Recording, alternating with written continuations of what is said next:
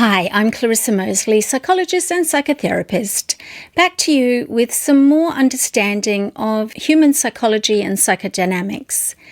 And we're using the show Baby Reindeer to use the characters to demonstrate psychodynamic themes. I'm not making any diagnosis. I'm simply using this as great material to portray murkier side and the more complex aspects of human consciousness. I want to explain the concept of having a second life, a double life, a hidden side of self, and basically the concept of the shadow. So we've got this weird scenario where Donnie's accepted the friend request from Martha on Facebook, even though he's already Googled her to find out that she has been convicted of stalking. In the show, he knows she's a stalker and he goes ahead and adds friend anyway. He says these poignant words. If you aren't living a life worth living, then can someone ruin it at all?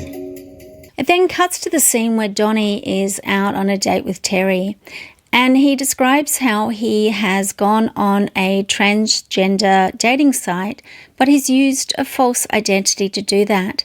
And he's voicing his inner thoughts and conscience around this.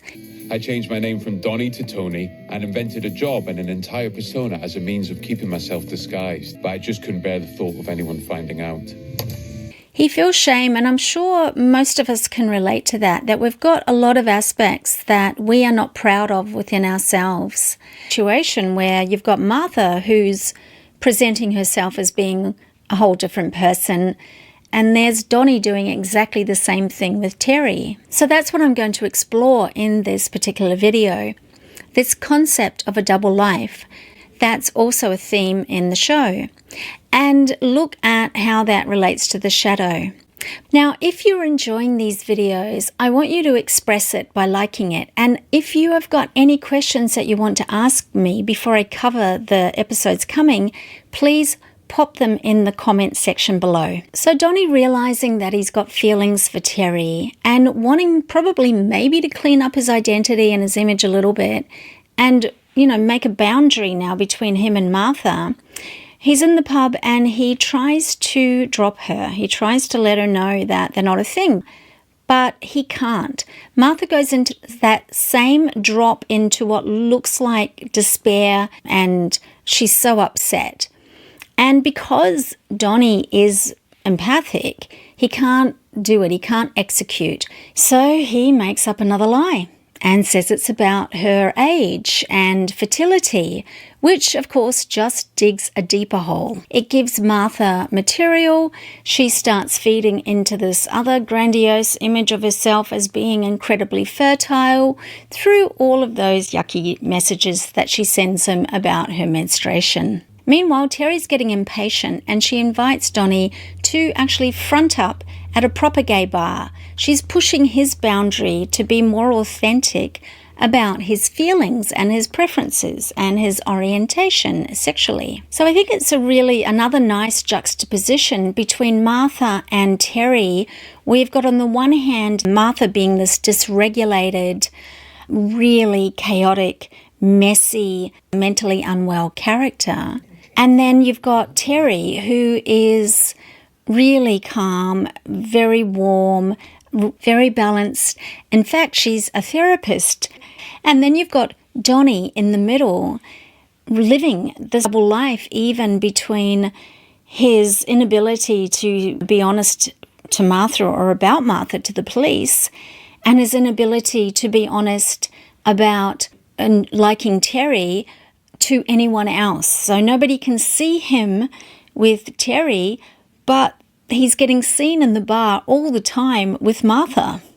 Go figure. So Donnie's shame, which we find out later, is probably a manifestation of the trauma that he's endured at the hands of Darian, is propelling him to feel shame about everything: himself, his sexuality. So he's in the train with Terry and she's had a few drinks, they've had a lovely night, and she wants to get amorous with him. And he can't. He has a shame spiral and he steps out of the train, leaving Terry on the train, looking bewildered and dejected and let down. He's let down the wrong woman. Donnie's definitely rejected and let down the wrong woman. It's sad. And so now he's devastated and he's walking home by the canal and there's Martha. And Martha knows that something's going on here. He's tried to split up with her. He's not been at the bar. And she's upset and being really, really weird and making him feel really uneasy, possibly on purpose. But she's still got this fantasy running that he's her boyfriend and she's demanding that he shows her something. Right? She wants to control him. He's not a person in his own right. He's just a thing, her object, her reindeer, her toy, her plaything. She's not feeling anything other than her demand that he give her some feelings, that he show her some proof. Martha's a bigot, right? She's racist, it comes out a lot, and she's homophobic. And so she's challenging Donnie in terms of calling him queer or blind. Right? But he ain't reaching for the banister. You can't be blind, so you must be queer. And this is bringing up his past trauma as well. And the thing that he's the most deeply ashamed and concerned about at that moment. So what she's actually doing is reactivating his trauma and also destabilizing him. So he's putty in her hand. She's weakened him. And then she backs him up against the wall in the canal and fondles him, molests him, assaults him. And of course, he's really dysregulated now and he goes into freeze response. So freeze response is where we've got different ways that we can move when we're under threat or in a dangerous situation or somebody's being violent, aggressive or predatory towards us. We can fight, flight, freeze or fawn. Now, fighting is obvious. He's tried to push her away, actually, and he's tried to run. He's tried to flee. And these strategies haven't worked. And so in the animal kingdom, when we have an animal that's being attacked or stalked by another animal, that animal will often play dead in order to escape being savaged or found. The freeze response or the fawn response is more likely to be sewn into a person's nervous system as a response if they have been assaulted in the past, particularly sexual assault. And of course, we soon find out that this is actually what's happened to Donnie. Next scene where he's lying in bed, having flashbacks and wondering why he didn't do anything about that, why he let it happen. But we also see, moving down the episodes, that a similar dynamic has happened already with Darian. So I wanted to explain Donnie's double life, his shame, and the concept of shadow. So when explaining the concept of a double life, what it's usually resting on is a shadow aspect to the personality. So the shadow we can look at as a disowned part of self. It's a disavowed aspect of the personality or the identity or the person's past or a behavior that they're doing that they don't want anyone to know about. So a good way to describe shadow is the me I don't want to see.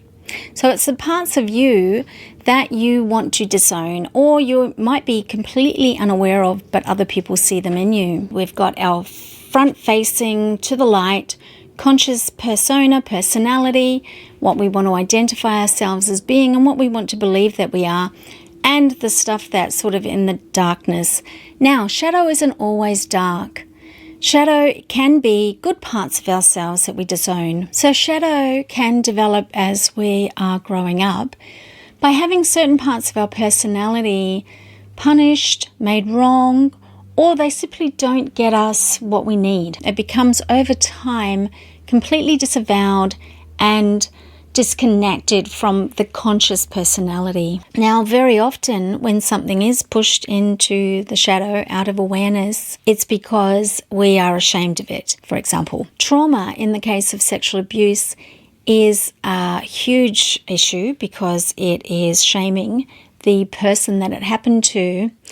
And so when trauma is in the shadow because it can't be owned, integrated, processed, and so this kind of double life phenomenon can happen where the shadow shame gets acted out in the repetition compulsion, which is the tendency to repeat or find oneself a similar trauma dynamic or terrible experience or a relational dynamic. And acting out is just a psychodynamic term for discharging an emotion, because obviously something like shame that is coming from somewhere that hasn't been processed, that hasn't been talked about, that hasn't been reconciled with, if it can even be reconciled with. So in the case of Donnie and Baby Reindeer, he hasn't looked at his trauma, he hasn't talked to anyone about it, he hasn't processed it. It's just really been pushed aside. It's been pushed into his shadow, out of his awareness, although he's still aware of it. So it's actually, I don't want to confuse you, because we're obviously able to be aware of our shadow. This sort of takes us into another area where, how much can you reconcile something that's been deeply traumatic? Like, you can certainly process it to a degree. You can limit the shadow behavior. So in order to work with your shadow and not let it lead you into a double life phenomenon and behavior, you would need to bring the shadow into the light. So what Donnie needs to do in Baby Reindeer, he needs to bring it into the light. He needs to own his bi-curiosity. And he does try to do this. He does eventually go to his online profile and rectify it to the truth of who he is. Unfortunately, these things often happen when it's too late. The longer something's gone on, or the deeper you've got yourself entwined into your own rabbit hole of deceit, self-deceit, other deceit, the more difficult it is going to be to undo that and make it good for yourself and others. The harder it'll be to integrate, but certainly not impossible. So integrating your shadow is where you're going to look at these behaviors that you kind of know are happening, or other people are telling you are happening, because you're not always fully in awareness of your shadow, depending on your level of consciousness. And you're going to put some light on them. And while you may immediately be hit with your own self-shame or your self-loathing, or like that disownment that you've been doing with that aspect of self for all this time, if you can take responsibility for that aspect of you and bring it into the light and become a wholer, fuller person.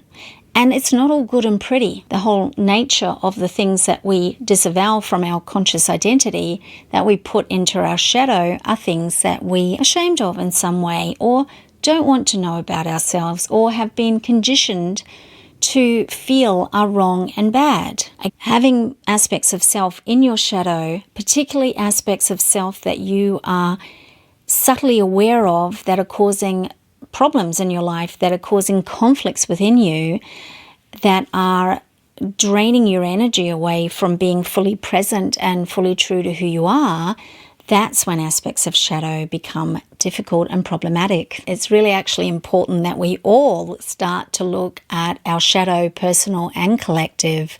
That's going to clean up a lot of mess in ourselves and in the world. If everybody stopped and went, whoa, look at the mess that's in me, instead of looking at the mess outside of them. If they stopped and went, oh, look at the things that I'm doing or that's wrong with me, rather than making others wrong, then we could actually get somewhere. So I hope you've enjoyed understanding more about shadow and how the shadow can be related to past trauma and negative events, or negative parts of ourselves that we don't want to see.